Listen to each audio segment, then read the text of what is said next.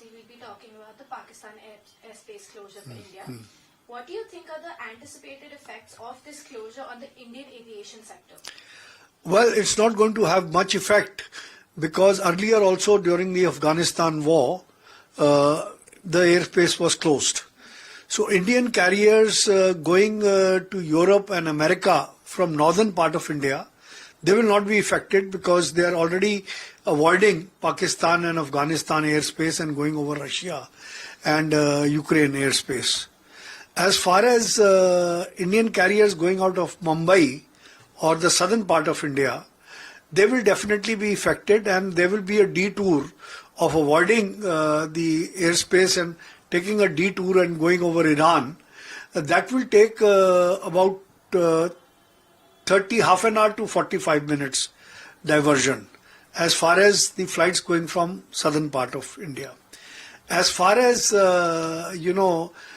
flights going to the Middle East, they will definitely be affected because you have to overcross Karachi mainly to Saudi Arabia and the other parts of the Middle East. So definitely Indian carriers will be affected, and if the tension does not calm down, then I'm sure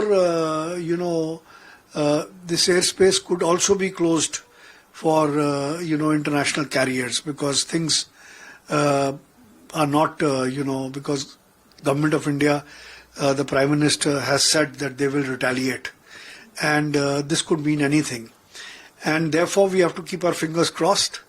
And but I think the Indian aviation industry is quite resilient.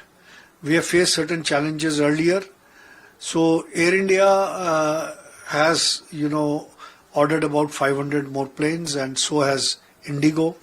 And with China cancelling the Boeing orders, I think it will be faster for these planes to come to India. And I'm sure, this will ultimately, the passenger will have to suffer, because no airline is going to shell out the money from their pocket, whatever extra flying hours are. And, the aviation turbine fuel is about 20 to 25% of the direct operating cost of any airline route.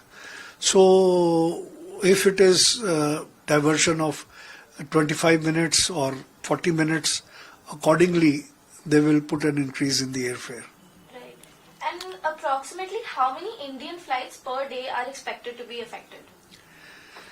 I think close to 400 to 500 flights westbound might be affected, because eastbound flights will not be affected. And I said certain flights, maybe people will divert, or flights from Bombay will come to Delhi first and then go to Europe.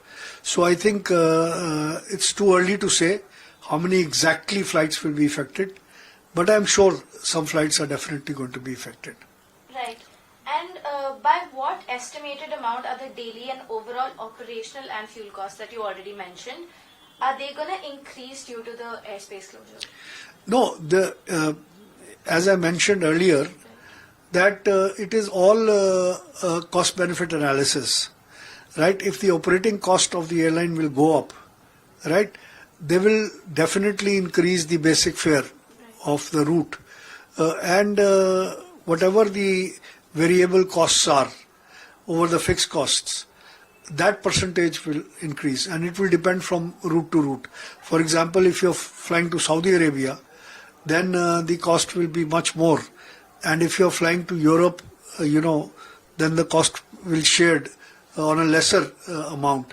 So it will depend from route to route. Right. And which countries are expected to experience the most significant impact of these flight delays? I think right now India is going to have the impact. This is a retaliatory step that Pakistan has taken, because Pakistan is, as the whole world knows, is a terrorist state, and they harbor terrorism, and even countries like both the Russia, America, and even China for the first time has criticized the terrorist attack in Pahalgam. And I think this is high time that the world realizes that in the entire civilized world, there is one country which is a rogue state, and that is Pakistan. Right. And when we talk about the foreign countries where these flights are going, how many countries do you think will be affected? No, I don't think any country will be affected. It will be the airlines that will be affected, because airlines' cost of operation will go up. So the new tickets that will be issued, they will have to charge a higher fare. But if some partner has bought an old ticket, the airlines will have to honor those. Right. And considering the Pulwama attack, we have gone through something like this before. Do you think that the numbers will be something same to that, or will there be an increment to these numbers? The losses that the aviation sector saw? Well, aviation sector it'll be more or less similar, and it depends on how fast the things normalize. If this escalates into a full-fledged war, then I think we are all going to suffer. And similarly, India has also closed the airspace for Pakistan, and Pakistan also has to fly over Indian airspace. So it will affect them also, but their aviation is hardly developed compared to our aviation. And the reason probably why this attack happened is because India's side of Kashmir is really prospering. It was in the best of tourism, on the other side of the border, the Kashmiris there were, dying of hunger.